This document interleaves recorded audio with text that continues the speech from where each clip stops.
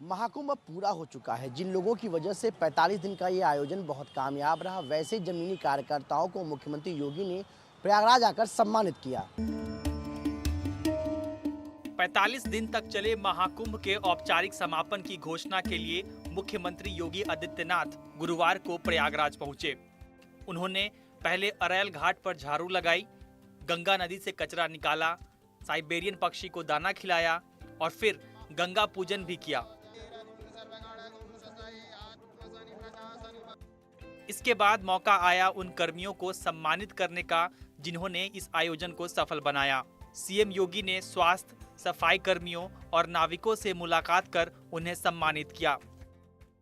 सरकार ने तय किया है, प्रयागराज महाकुंभ के साथ जुड़े हुए जो भी स्वच्छता कर्मी थे, स्वास्थ्य कर्मी थे, इन सबको हम लोग एक अतिरिक्त बोनस देंगे 10,000 रुपए का। इस मेले के दौरान इन्होंने जो कार्य किया है।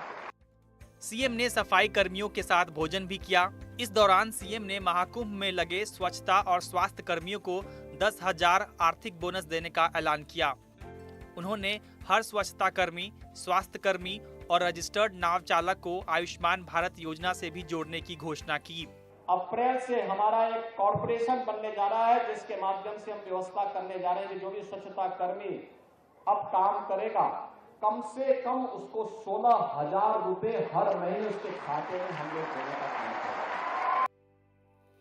मुख्यमंत्री ने मेले के दौरान जमीन पर डटकर काम करने वाले पुलिस कर्मियों से भी संवाद किया और उन्हें अथक परिश्रम के लिए धन्यवाद दिया।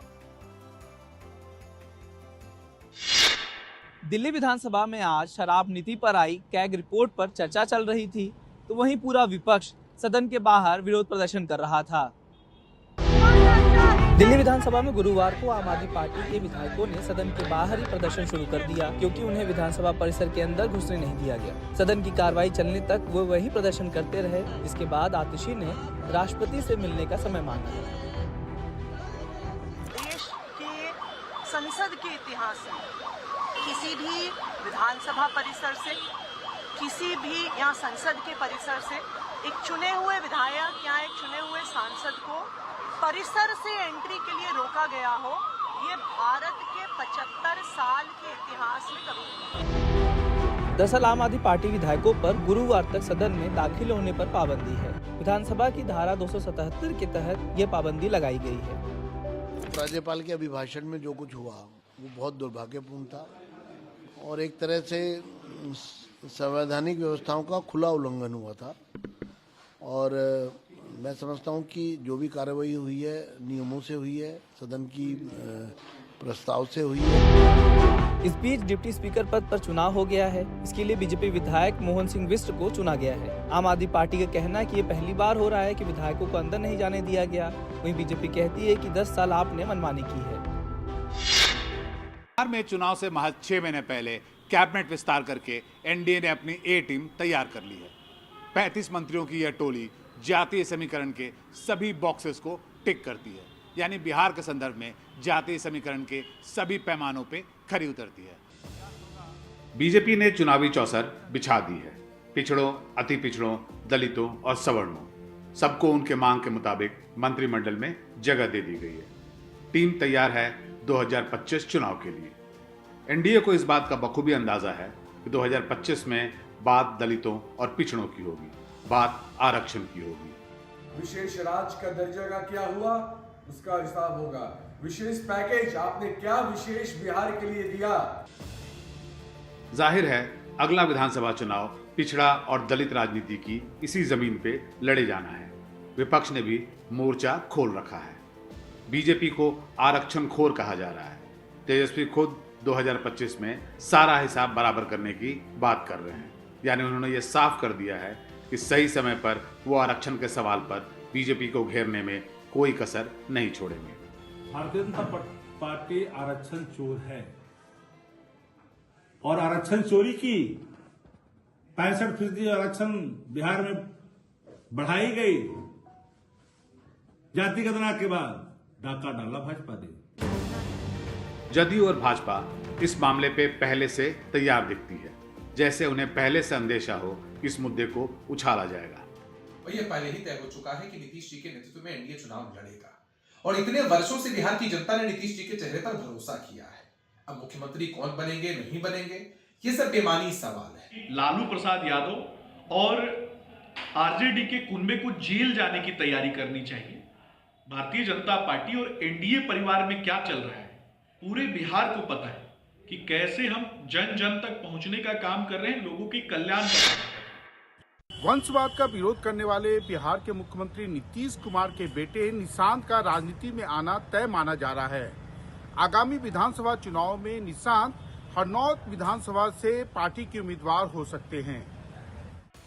नीतीश कुमार के बेटे निशांत कुमार हाल तक राजनीति से दूर थे, लेकिन अब वो अपने पिता को और अधिक सीटें देने की अपील कर रहे हैं। जनता से पहले भी अनुरोध किया है, फिर भी अनुरोध कर रहा हूँ। इतना अच्छा काम किया 19 सालों में उन्होंने, तो फिर से आप चुने बनता है। जब अगर उन्होंने काम किया तभी मांग रहे हैं। माना जा रहा है कि नीतीश से ज्यादा उनके परिवार वाले हैं जो चाहते हैं कि निशांत राजनीति में सक्रिय हो, ताकि आरजेडी और एलजेपी की तरह जेडीयू में भी पिता की विरासत को आगे बढ़ाने वाला नेता हो। युवा एक पढ़ा लिखा नौजवान है, पैरवी से नहीं, सेंट्रल स्कूल सरकारी विद्यालय से पढ़कर करके बीआईटी मिश्रा से बीटेक की इंजीनियरिंग पास करके वह नौजवान तो निश्चित रूप से उम्मीद हर व्यक्ति करता है, शुभचिंतक कर रहे हैं उम्मीद कि निशांत कुमार राजनीति में आए। आना ना आना उनका अधिकार है। दिलचस्प ये है कि निशांत की राजनीतिक एंट्री का एनडीए के विरोधी स्वागत कर रहे हैं, खासकर आरजेडी। निशांत भाई हैं हमारे और हम तो चाहेंगे कि वो जल्दी घर भी बसा लें, लेकिन निशांत जी को सोचना पड़ेगा जो आज उनके पिताजी के साथ जो लोग हैं, चाहे सम्राट चौधरी हों, विजय सिन्हा हों, या नरेंद्र मोदी जी हों, या चिराग पासवान हो। चिराग पासवान जी तो प्रेस कॉन्फ्रेंस करके कहते थे नीतीश जी का दिमाग खराब हो गया। फिलहाल निशांत की सक्रियता से साफ है कि वो अब खुलकर राजनीति के मैदान में हैं, लेकिन इस संबंध में आखिरी मोहर नीतीश कुमार लगाएंगे। पश्चिम बंगाल के मुख्यमंत्री ममता बनर्जी ने कोलकाता के नेताजी इंडोर स्टेडियम में एक पार्टी के कार्यकर्ताओं के रैली के साथ 2026 में होने वाले विधानसभा चुनाव का मोर्चा भी खोल दिया। ममता बनर्जी से अभिषेक बनर्जी तक टीएमसी के नेताओं ने कार्यकर्ताओं को सख्त संदेश दिया। अभिषेक ने अपने बीजेपी में जाने की बात को अफवाह करार दिया। लोग अफवाह उड़ा रहे हैं कि अभिषेक बनर्जी बीजेपी में आ जाएगा। अगर मेरा गला भी काट दिया जाए तो आपको ममता बनर्जी जिंदाबाद सुनाई देगा। मैं बेईमान नहीं हूँ। ममता बनर्जी ने भी साफ कर दिया कि अभिषेक बनर्जी की राय को अहमियत दी जाएगी। 2026 के चुनावों का मोर्चा भी उन्होंने खोल दिया। चुनाव आयोग पर बीजेपी के इशारे पर काम करने का आरोप लगाया। बीजेपी अब चुनाव आयोग की मदद से वोटर लिस्ट के साथ छेड़छाड़ कर रही है। ये साफ है, एकदम साफ। बंगाल में अब तक चुनाव में साल भर से कुछ ऊपर का समय बचा है।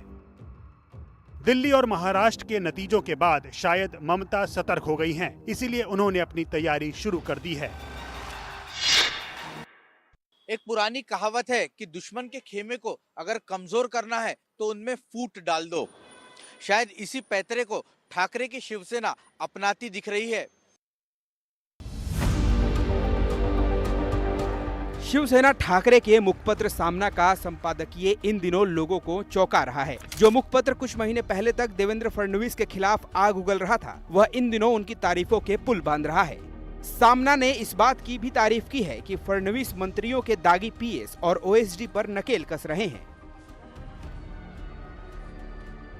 इससे पहले 1 जनवरी को नक्सल प्रभावित गढ़चिरौली के विकास के ब्लूप्रिंट और मुख्यमंत्री फडणवीस के कदम की सराहना भी सामना अखबार कर चुका है। लेकिन फडणवीस की तारीफ के साथ साथ सामना एकनाथ शिंदे को निशाने पर भी ले रहा है। जाहिर है, शिंदे से अपनी खुन्नस निकालने के अलावा सामना महायुति में दरार को और बड़ा करने की कोशिश में भी है।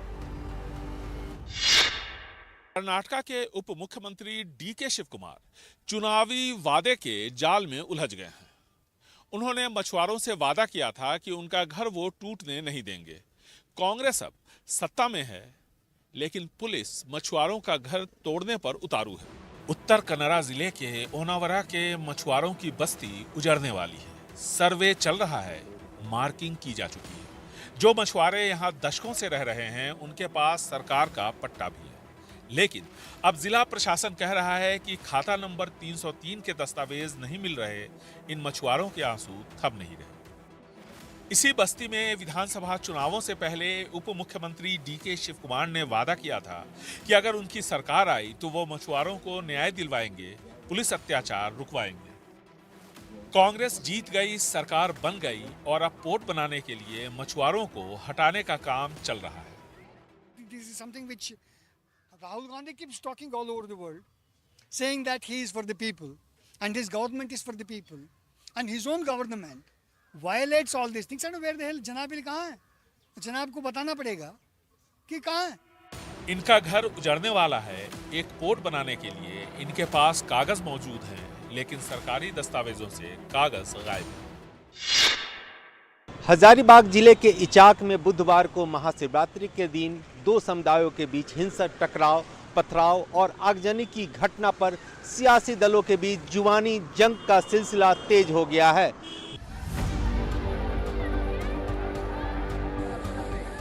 बुधवार को झारखंड के हजारीबाग के इचाक में जो हिंसा और तोड़फोड़ हुई वो उकसावे की कार्रवाई का नतीजा मानी जा रही है।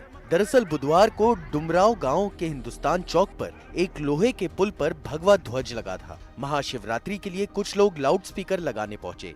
दूसरे समुदाय के लोगों ने इसका विरोध शुरू कर दिया। कुछ लोगों के बीच कहासुनी हो गई। इसी बीच कुछ लोगों ने कहासुनी की सूचना इचाक थाना को दी। सूचना पाकर थाना प्रभारी संतोष कुमार पुलिस बल के साथ पहुंचे। दोनों समुदाय के लोगों के साथ बातचीत चल रही थी। बीच का रास्ता निकालने की कोशिश ही हो रही थी कि कुछ उपद्रवियों ने उर्दू स्कूल की छत से पत्थरबाजी शुरू कर दी। पत्थरबाजी में सड़क पर खड़े दर्जनों लोग घायल हो गए। उपद्रवियों ने सड़क किनारे खड़ी 3 मोटरसाइकिल और एक कार में आग लगा दी। तीनों वाहन धू धू कर जलने लगे। एक मोटरसाइकिल और एक ऑटो को भी क्षतिग्रस्त कर दिया।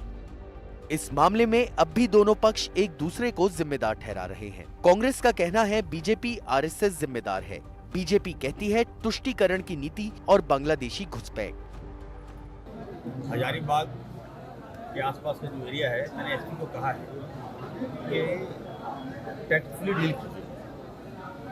वहाँ पर असामाजिक तत्व जो है और आरएसएस मानसिकता के जो लोग हैं, कट्टर विचारधारा के जो लोग हैं, कट्टर सोच के जो लोग हैं, वो हमारे युवाओं को बर्बाद कर रहे हैं। मलेच्छ लोग हमेशा हिंदू पर्व त्योहार हो, जब तक उस पर पत्थरबाजी नहीं करेंगे, जब तक हिंसा नहीं करेंगे, पता नहीं उनको यही पढ़ाया जाता है, यही सब उनको संस्कार दिया जाता है कि हिंदू का पर्व त्योहार में तुम ढेला फेंको, तुम उस पर मार काट करो। फिलहाल हजारीबाग शांत है। दोनों समुदायों में संवाद भी हुआ है, लेकिन लोग मानते हैं प्रशासन को सख्त कार्रवाई करने की जरूरत है। अभी हजारीबाग में जो हो रहा है ये वास्तव में एक चिंता का विषय है और ये है हिंदुस्तान में सभी को पर्व त्यौहार मनाने का अधिकार प्राप्त है। चीज़ें काम करती हैं इसके पीछे। एक तो हम असहिष्णु हो गए हैं। हम किसी भी समुदाय की बात करें, मैंने सहिष्णुता नाम की चीज़ ही नहीं है। कोई भी चीज़ छोटी बड़ी कोई गलती हो गई तो तुरंत प्रत्युत्तर में कुछ न कुछ कर देना है। जिला प्रशासन ने आम जनता से अफवाहों पर ध्यान न देने और शांति बनाए रखने की अपील की है। ये भी कहा है कि सोशल मीडिया पर भड़काऊ हरकत ना हो। देखिए, मेरी अपील है सभी से, जो लोग सोशल मीडिया और सभी मीडिया हाउसेस से भी, कि सोशल मीडिया के माध्यम से कुछ अफवाहें फैलाई गई हैं जिसको हम लोग मॉनिटर कर रहे हैं। पुलिस की अपनी साइबर सेल और सोशल मीडिया सेल भी है। आपसे निवेदन है कि कृपया करके कोई भी अनकन्फर्म्ड अनवेरीफाइड न्यूज़ अपने एंड से न डालें। आगे किसी तरह की अप्रिय घटना ना हो, इसके लिए कल से ही लगातार पुलिस कैंप भी कर रही है। सांप्रदायिक सौहार्द बिगाड़ने वाले मामले में प्रशासन ने कुल 45 लोगों को चिन्हित कर प्राथमिकी दर्ज की है। इसके अलावा 200 अज्ञात लोग भी इस प्राथमिकी में शामिल हैं। Bureau report, NDTV India. Pune शहर में जो स्वारगेट बस स्टैंड पे एक महिला पे रेप हुआ, उसके आरोपी को अभी तक पकड़ा नहीं गया है। पुलिस के कई टीम वो आरोपी को पकड़ने में लगी हुई है। इस बीच जो पीड़ित महिला है वो शहर के एक अस्पताल में इलाज करवा रही है। पुणे में महिला से रेप के आरोपी दत्तात्रेय गाडे की तलाश में पुलिस की 13 टीमें लगी हुई हैं। डॉग स्क्वाड भी ऑपरेशन में शामिल है। पुलिस के मुताबिक आरोपी अपने गांव में गन्ने के खेतों में कहीं छुपा हो सकता है। अपराध के बाद वो गांव आया था और कपड़े जूते बदलकर फरार हो गया। ड्रोन इमेजिंग से भी उसकी तलाश की जा रही है। गांव में हमारे टीम्स वर्कआउट कर रहे हैं। वैसे टोटल 13 टीम्स है जो इस पे वर्कआउट कर रहे हैं। तो जहाँ पर वहाँ पर खेत है उनमें भी सर्च लिया जा रहा है। ड्रोन का भी यूज़ किया जा रहा है। इसमें डॉग स्क्वाड है, टेक्निकल एविडेंसेस है। इसके बेसिस पे ये सभी टीम हमारी वर्कआउट कर रही है। जैसे जैसे लीड मिलते हैं, ट्रैक मिलते हैं, वैसे वैसे हम टीम भेज रहे हैं। पीड़ित युवती का अभी ससून अस्पताल में इलाज चल रहा है। मेडिकल रिपोर्ट्स के मुताबिक उससे 2 बार बलात्कार हुआ है।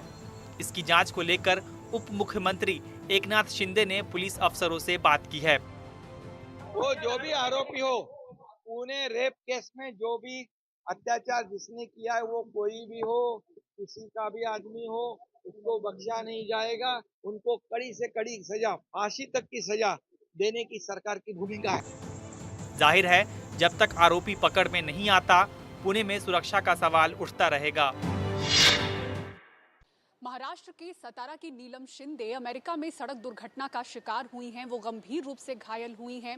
कैलिफोर्निया के अस्पताल में मौत से जंग लड़ रही हैं। उनके कोमा में होने की जानकारी मिल रही है। अपनी बेटी के पास पहुंचने के लिए उनका परिवार केंद्र से अर्जेंट वीजा की मांग कर रहा है। 35 साल की नीलम शिंदे कैलिफोर्निया के एक अस्पताल में कोमा में पड़ी हैं। 14 फरवरी को एक गाड़ी उन्हें पीछे से कुचलती हुई निकल गई। यहाँ परिवार किसी भी तरह अमेरिका जाकर अपनी बेटी को देखने को बेताब है। एनडीटीवी ने लगातार ये खबर दिखाई, तब शुक्रवार की सुबह उनका वीजा इंटरव्यू लगा है। वो कैसा है, आप सबकी मदद से, चैनल की मदद से और गवर्नमेंट की सब हेल्प से अभी हमें वहाँ से कॉल आए और हमें कल की ही अपॉइंटमेंट मिल चुकी है। कल सुबह 9 बजे की हमें सीधा काउंसलेट ऑफिस से ही कॉल आ गया। और जो मतलब स्पेशली थैंक यू मतलब हमारे सीएम देवेंद्र फडणवीस जी, अजित पवार जी, मुरलीधर मोहोळ जी और अतुल बाबा भोसले और एकनाथ जी शिंदे साहब, और मुझे स्पेशल थैंक सुप्रिया ताई सुळे, इन सब का मतलब करना है कि इन्होंने बहुत ज्यादा हेल्प किया और इनकी वजह से हम अभी वहाँ पे पहुंच चुके हैं। अभी हम होप यही रखे हैं कि हमारा इंटरव्यू हो जाए सही से और हमें वीजा मिल जाए, यही हम प्रार्थना करते हैं। नीलम का परिवार महाराष्ट्र के सतारा में रहता है। बेटी के साथ हुए हादसे के बाद वो बेचैन है।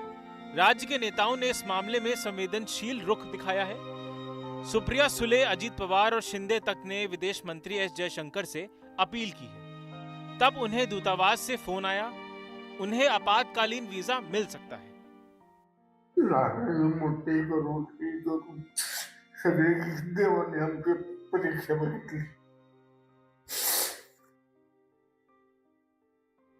हालांकि असली दुआ यह है कि नीलम कोमा से लौटे। वो लौटेगी तो उसके साथ कई सपने लौटेंगे।